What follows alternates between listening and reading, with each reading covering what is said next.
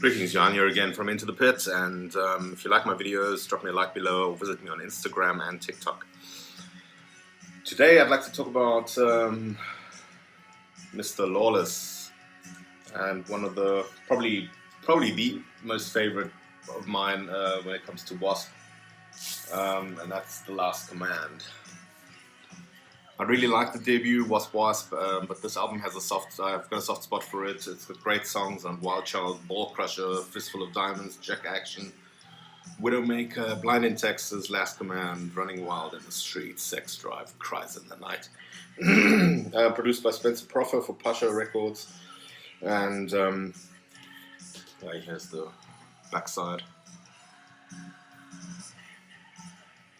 I know that Chris Holmes doesn't really like this album. He only prefers the debut and reckons this is too polished.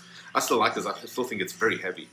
What was the follow-up Inside the Electric Circus was a bit of a drop in quality, and then they came back with Headless Children, which was the monster of a record. And but I sort of lost interest in WASP altogether after that record.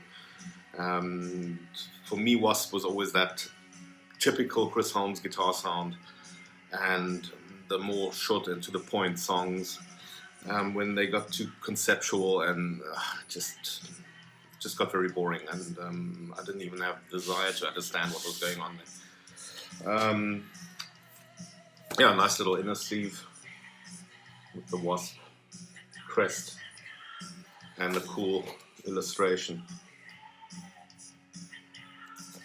Yeah, like Chris Holmes said in his movie, this is the point where Blackie Lawless sort of took over the stage and wanted to be featured on his own, and managed to do so for even the follow-up record. I don't mind the cover. I mean, it's quite cool. I'm not a big fan of having bands pose on their covers, really. I mean, there are some iconic artworks out there or photos, but generally I prefer a proper artwork, you know.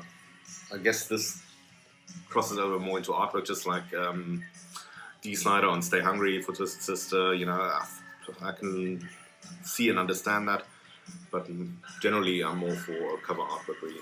But yeah, this album is, I think it rocks. I think it's got a great sound. I think it's heavy, and definitely probably my favorite WASP record.